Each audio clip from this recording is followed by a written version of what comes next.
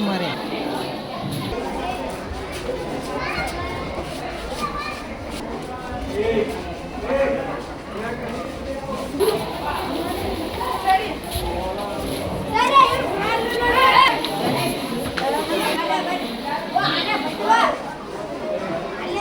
ಇದು ನಮ್ಮ ಗಮನಕ್ಕೆ ಬಂದಿದೆ. ಈ ಹಿಂದೆ ಘಟನೆ ಆಗಿತ್ತು.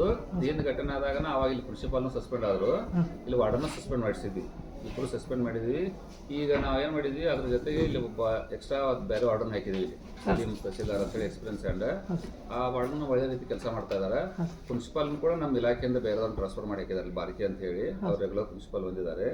ಆದರೆ ನೀನು ನಮಗೆ ಇದು ಬೆಳಿಗ್ಗೆ ಗಮನಕ್ಕೆ ಬಂತಿವರು ಪಾಟೀಲ್ ಅಂತ ಹೊಸಗೌಡರು, ಹಿಂದಿ ಹೊಸಗೌಡರು ಶಿಕ್ಷಕರು ವಿದ್ಯಾರ್ಥಿಗಳನ್ನು ಬಡಿದಾರ ಅಂತೇಳಿ ಬಂದ ತಕ್ಷಣ ಬಂದು ಇಲ್ಲಿ ವಿಚಾರ ಮಾಡಿದಾಗ ವಿದ್ಯಾರ್ಥಿಗಳನ್ನು ಹೊಡೆದಿದ್ದಂತೆ ಸತ್ಯ ಇದೆ. ಅವರು ಆದರೆ ನಮ್ಮ ರೈಟ್ ಟು ಎಜುಕೇಷನ್ ಆ್ಯಕ್ಟ್ ಪ್ರಕಾರ ಮಕ್ಕಳನ್ನ ಬಿಡೋದು ತಪ್ಪು, ಅಪರಾಧ ಈಗಿನ ಕಾಲದಾಗ. ಇವ್ರನ್ನ ಬಂದು ಕೇಳಿದಾಗ ಅವರು ತಮ್ಮ ತಪ್ಪನ್ನು ಒಪ್ಕೊಂಡ್ರು. ಅವರು ಆದರೆ ಮಕ್ಕಳನ್ನವರು ಭಾಳ ಒಂದು ಹೀನಾಯ ಸ್ಥಿತಿಯಲ್ಲಿ ಬಡಿದಿದ್ದಾರೆ, ಬಡಿ ಯೂಸ್ ಮಾಡಿ ಮಕ್ಕಳಿಗೆ ಅಲ್ಲಿ ಬ್ಲಡ್ ಗಟ್ಟಿಗಿದೆ, ಒಂದಷ್ಟು ಕಡೆ ಸ್ಕ್ರ್ಯಾಚಸ್ ಆಗಿದೆ ಮಕ್ಕಳಿಗೆ. ಸಣ್ಣ ಮಕ್ಕಳು ಅವ್ರಿಗೇನು ಗೊತ್ತಾಗಲ್ಲ, 6th 7th ಮಕ್ಕಳು ವಿಶೇಷವಾಗಿ ಎಲ್ಲರೂ.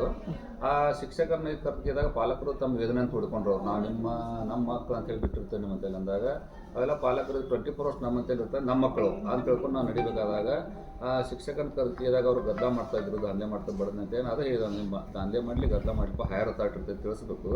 ಮತ್ತು ಜ್ಞಾನ ಆಫೀಸಲ್ಲಿ ಬಂದು ಹೇಳೋದು ಬರೋದು ದೊಡ್ಡ ತಪ್ಪ. ನಾವೀಗ ತಪ್ಪು ಒಪ್ಕೊಂಡ್ರು ನಮ್ಮಂತೇಳಿ. ಅದು ತಪ್ಪು ಒಪ್ಕೊಂಡ್ರು ನಮ್ಮಲ್ಲಿ ನಡೆಯೋದಿಲ್ಲ. ಯಾಕಂದ್ರೆ ನಮ್ಮಲ್ಲಿ ಏನಾದ್ರು KCSR ಅಂತ ಇರ್ತದೆ, ನಿಯಮಾವಳಿ ಇರುತ್ತೆ. ನಮ್ಮ KCSR ಸರ್ಕಾರಿ ನಿಯಮಾವಳಿ ಇರ್ತಾವೆ. ಆ ನಿಯಮಾನುಸಾರ ಇವತ್ತು ಅವ್ರ ಮೇಲೆ ರಿಪೋರ್ಟ್ ಮಾಡ್ತಾ ಇದ್ದೀವಿ ಸರ್ ನಾವು. ಯಾಕಂದ್ರೆ ಎಲ್ಲ ಮಕ್ಕಳು ಸಹಿ ಮಾಡಿಕೊಟ್ಟಿದ್ದಾರೆ ಏನಾಗಿದೆ ಅಂತೇಳಿ ನಾವು ಎಲ್ಲ ವಿಡಿಯೋಗ್ರಾಫಿ ಮಾಡ್ಕೊಂಡಿವಿ.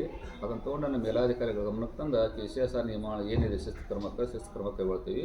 ಮತ್ತು ಆದಷ್ಟು ಅವ್ರನ್ನ ಏನು ಮಾಡ್ತೀವಿ, ಇಲ್ಲಿಂದ ನಾವು ಬೇರೆ ಕಡೆ ಟ್ರಾನ್ಸ್ಫರ್ ಮಾಡೋಕ್ಕೂ ನಮ್ಮ ಇಲಾಖೆಯವರಿಗೆ ಸೂಚನೆ ಮಾಡ್ತಾ ಇದ್ದೀವಿ ಸರ್. ಸೆಕ್ಷನ್ಗೆ ಅದನ್ನ ಬರಿತಾ ಇದ್ದೀವಿ. ಹೆಂಗಿದೆ ಸರ್, ನಾನು ಹೈಯರ್ ಅಥಾರಿಟಿ ಈಗ ನಾವು KCSR ನಿಯಮಾವಳಿ ಬಿಟ್ಟು ಮಾಡಕ್ಕೆ ಸರ್. KCSR ನಿಯಮಾವಳಿ ಅಲ್ಲಿ ಆದಂತೆ ಸತ್ಯ ನಾವು ನೋಡಿದೀವಿ, ಪಾಲಕರು ನೋಡಿದಾರೆ, ಮಕ್ಕಳಪ್ಪ ಶಿಕ್ಷಕರು ಒಪ್ಕೊಂಡ್ರು ಈಗಾಗಲೇ ಟ್ರಾನ್ಸ್ಫರ್ ಮಾಡಿದ್ರೆ ಟ್ರಾನ್ಸ್ಫರ್ ಇಲ್ಲ, ಶಿಕ್ಷೆ ಹೋಯ್ತು ಟ್ರಾನ್ಸ್ಫರ್. ನಮ್ಮ ಏನೋ ಪ್ರಿನ್ಸಿಪಲ್ ಕ್ವಶನ್ ಪೇಪರ್ ತೆಗಿದಕ್ಕಂತ ಅವ್ರದ್ದು ಅದಕ್ಕೆ ಇದ್ದವ್ರಿಗೆ ಯಾಕೆ ಬಂದಿದ್ದೆ ಅಂತ ಹೇಳಿ ಈಗ ಯಾಕೆ ಬಂದಿಪ್ಪ 7:30 ಅಂದಾಗ ನಾನು MOD ಅಂತ ಹಾಕಿರ್ತೀವಿ ಸರ್. ನಾವು MOD ಅಂತ ಪ್ರತಿ ದಿವಸ ಅವ್ರ ಶಿಕ್ಷಕರು ವಿದ್ಯಾರ್ಥಿಗಳು ಎಕ್ಸ್ಟ್ರಾ ಕ್ಲಾಸ್ ತೊಗೋತಾರೆ ಸಾಯಂಕಾಲ ಅವಧಿಯಲ್ಲಿ. ನೀನು ಅವ್ರದ್ದು MOD ಇತ್ತಂತ ಎಕ್ಸ್ಟ್ರಾ ಕ್ಲಾಸ್ ತೊಗೊಳೋದು ಬಂದು ನಾನು ಕ್ವಶನ್ ಪೇಪರ್ ತೆಗಿತಾ ಇದ್ದೆ. ಇವಾಗ ನನಗೆ ಡಿಸ್ಟರ್ಬ್ ಮಾಡಿದ್ರು ಮಕ್ಕಳು. ಅದಕ್ಕೆ ಬಂದೆ ಮಕ್ಕಳು ಮಾತ್ರ ಡಿಸ್ಟರ್ಬ್ ಮಾಡೋರ್ನ, ಮಕ್ಕಳು ಗದ್ದಲ ಹಾಕೋರ್ನ. ನಾವು ಮಕ್ಕಳ ವಯಸ್ಸನ್ನು ದಾಟಿ ಬಂದಿದ್ದೇವೆ, ಡೈರೆಕ್ಟ್ ಬೆಳೆದಿಲ್ಲ ಅಂತ ಹೇಳಿದಾಗ ಅವ್ನು ತಪ್ಪು ಕಂಡು ಬಂದಿದೆ. ತಪ್ಪು ಒಪ್ಕೊಂಡು ಈಗಾಗಲೇ ತಪ್ಪು ಆತನ ಪೇರೆಂಟ್ಸ್ ಬಂದಿರ್ತದೆ. ಆರ ತಪ್ಪು ನಡೆಯೋದಿಲ್ಲ. ಯಾಕಂದರೆ ಮಕ್ಕಳ ಹಕ್ಕಿದೆ, ಮಕ್ಕಳ ಹಕ್ಕುಗಳ ಆಯೋಗನ ಆನ್ಸರ್ ಕೊಡಬೇಕಾಗತ್ತೆ. ನಮ್ಮಲ್ಲಿ ಯಾವ ರೀತಿ ನಮ್ಮ KCSR ನಮ್ಮ ಸರ್ಕಾರಿ ನಿಯಮಾವಳಿ ಪ್ರಕಾರ ಕ್ರಮ ತೆಗೆದುಕೊಳ್ಬೇಕು, ನಮ್ಮ ಮೇಲಾಧಿಕಾರಿ ಗಮನಕ್ಕೆ ತಂದು ಅವ್ರಿಗೇನು ಸಸ್ಪೆನ್ಷನ್ ಆಗೋದು, ಏನು ಟ್ರಾನ್ಸ್ಫರ್ ಮಾಡೋದು, ಏನು ಸೂಕ್ತ ಕ್ರಮ ತಗೊಳ್ತಾರೆ ಅದನ್ನು ನಮ್ಮ ಮೇಲಾಧಿಕಾರಿ ಗಮನಕ್ಕೆ ಇವತ್ತು ದಿವಸಕ್ಕೆ ಅಪಾಯಿಂಟಿಂಗ್ ಅಥಾರಿಟಿ ಇದೆ ಸರ್. ಈಗ ಯಾವುದೇ ಸರ್ಕಾರಿ ನೌಕರ ಮೇಲೆ ಕ್ರಮ ಕೈಗೊಳ್ಬೇಕಾದ್ರೆ ಅಪಾಯಿಂಟಿಂಗ್ ಅಥಾರಿಟಿ ಯಾರು ಇರ್ತಾರಲ್ಲ, ಜಿಲ್ಲಾಧಿಕಾರಿ ನಾ ಹೇಳ್ತೇನೆ ಸರ್ ಪ್ಲೀಸ್.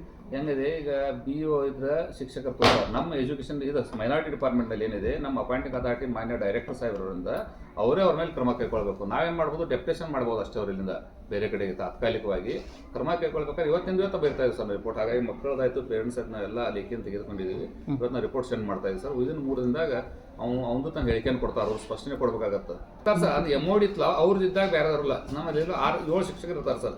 7 ಶಿಕ್ಷಕರಾಗ 6 ಶಿಕ್ಷಕರು ಒಬ್ಬರು ವಾರ್ಡನ್ ಇರ್ತಾರೆ. ಈಗ ನಾವೇನು ಮಾಡ್ತೀವಿ, ಸೋಮವಾರ ಒಬ್ಬರು MOD, ಮಂಗಳವಾರ MOD ಹಾಕಿರ್ತೀವಿ. MOD 6 ಶಿಕ್ಷಕರು ಅಷ್ಟೇ ಬಂದಿರ್ತಾರೆ. ಉಳಿದ ಶಿಕ್ಷಕರು ಅವ್ರ ಮನೆ ಹೋಗ್ಬಿಟ್ಟಿರ್ತಾರೆ. ಇವಾಗ ನೀನು ಬಂದಾಗ ಏನಾಯ್ತಿ, ಅವ್ನಿತ್ತ ಏನು ಮಾಡಿದ್ದು ನಮಗೆ ಗೊತ್ತಿಲ್ಲ, ನಾನು ನೋಡಿಲ್ಲ ಹೇಳಬಾರ್ದು ತಪ್ಪಾಗತ್ತೆ. ಹಿಂದಿ ಕ್ವಶನ್ ಪೇಪರ್ ತೆಗಿತಾ ಇದ್ದೀವಿ ಸರ್, ನನಗೆ ಡಿಸ್ಟರ್ಬ್ ಮಾಡಿದ್ರು ಅದಕ್ಕೆ ಬಡದ ಅಂತ ಹೇಳ್ತಾರೆ. ಪ್ರಿನ್ಸಿಪಾಲ್ ಇಲ್ಲದಕ್ಕೆ ಇಷ್ಟೆಲ್ಲ ಗದ್ದಲಾಗಿದೆ. ನೀನು ಅವ್ರಿದ್ದರೆ ಸಮಸ್ಯೆ ಆಗ್ತಿರಲಿಲ್ಲ, ಪ್ರಿನ್ಸಿಪಾಲ್ ಈ ಸ್ಥಳದಲ್ಲಿ ಇರಲಿಲ್ಲ, ನಿನ್ನೆ ಸ್ಥಳದಲ್ಲಿ ಇದ್ದರೆ ಸಮಸ್ಯೆ ಆಗ್ತಿರಲಿಲ್ಲ. ಅದೇ ರೀತಿ ಮುಂದೆ ಆಗದಂಗೆ ನಾವು ನೋಡ್ಕೋತೀವಿ ಸರ್ 100% ಇದನ್ನು. ಮಕ್ಕಳ ಆಯೋಗ ಇದೆ, ಅವ್ರಿಗೂ ಬರಿತಾ ಇದ್ದೀವಿ ಸರ್. ಅದನ್ನು ಮಕ್ಕಳ ಆಯೋಗಕ್ಕೆ ಬರಿತೀವಿ, ನಮ್ಮ ಇಲಾಖೆಗೂ ಕಳಿಸ್ತಾ ಇದ್ದೀವಿ ಸರ್ ಅದನ್ನು. ಆಮೇಲೆ ಮಕ್ಕಳ ಮೆಡಿಕಲ್ ಮಾಡಿಸ್ತೀವಿ. ಈಗ ಏನಿದೆ ನಮ್ಮ ನಿಯಮಾನುಸಾರ ನಿಯಮಾನುಸಾರ ಮಾಡಿ ನಿಯಮಾನುಸಾರ ಕ್ರಮ ತಪ್ಪು ಮಾಡಿದಾರೆ ಅಂತ ಈಗ ಶಿಕ್ಷಕರು ಮಾಡ್ದಂಗೆ ನೋಡ್ಬೇಕಾಯ್ತು ನಮ್ಮ ಜವಾಬ್ದಾರಿ. ಈಗ ಇದು ಅಚಾನಕ್ ಆದಂಥ ಘಟನೆ ಇದು. ನಾವಿಲ್ಲಿ ನಮ್ಮ ಬಂದಂಥ ನಮ್ಮ ಜಮೀರ್ ಅಹಮದ್ ಸಾಹೇಬ್ರು ಮಕ್ಕಳ ಬಗ್ಗೆ ಇಷ್ಟು ಕಾಳಜಿದಾರಲ್ಲ, ನಮ್ಮಲ್ಲಿ 15 ದಿವಸಕ್ಕೊಮ್ಮೆ ಚಿಕನ್ ಕೊಡ್ತಾ ಇದ್ರು, ಈಗ 8 ದಿವಸಕ್ಕೊಮ್ಮೆ ಚಿಕನ್ ಕೊಡಿಸ್ತಾ ಇದ್ದಾರೆ. ಎಲ್ಲಿ ನಮ್ಮ ಸಾಹೇಬ್ ವಿಸಿಟ್ ಮಾಡ್ತಾರಲ್ಲ ಪ್ರತಿ ಹಾಸ್ಟೆಲ್ಗೆ ವಿಸಿಟ್ ಮಾಡ್ತಾರೆ. ನಾನು ಆ್ಯಕ್ಚುಲಿ ಸೆಷನ್ದಾಗ ಬಂದಾಗ ಕೂಡ ಬೆಳಗಾವದಲ್ಲಿ ನಮ್ಮ ಎಲ್ಲ ಹಾಸ್ಟೆಲ್ ವಿಸಿಟ್ ಮಾಡಿದ್ರು. ಅಂತ ಆಕ್ಟಿವ್ ಸಚಿವರು ನಾವು ನೋಡಿಲ್ಲ. ಅದು ನಮ್ಮ ಮುಖ್ಯ ಸಚೇತಕರಾದಂತ ಮಾನ್ಯ ಇಲ್ಲಿ ಶಾಸಕರಾದಂತ ಪಟ್ಟಣ್ ಸಾಹೇಬ್ ನಾವು ಕೂಡ ಬಂದಿದ್ದಿಲ್ಲ. ಶಾಸಕರು ಬಂದಿಲ್ಲ, ಶಾಸಕರು ಮನೆಗೆ ಬಂದಿದ್ರು ಸರ್. ಅವಾಗ ನಾವು ಪಟ್ಟಣ ಕಡೆ ವಿಡಿಯೋ ತೋರಿಸ್ತೇನೆ. ನಾವು ಪಟ್ಟಣ್ ಸಾಹೇಬ್ ಬಂದೇ ಅದನ್ನ ಊಟ ಮಾಡಿ ಮಕ್ಕಳ ಜೊತೆಗೆ ಆ ಸಮಸ್ಯೆನ ಬಗೆಹರಿಸಿದ್ವಿ. ಈಗ ಮಿನಿಸ್ಟರ್ ಸಾಹೇಬ್ ಒತ್ತಡ ಕೆಲಸದ ಒತ್ತಡದಿಂದ ಬರಕಾಗಿಲ್ಲ. ನೆಕ್ಸ್ಟ್ ಟೈಮ್ ಮೋಸ್ಟ್ಲಿ ಬರ್ತೇವೆ, ನಿಮ್ಮಲ್ಲಿ 10 ಎಕರೆ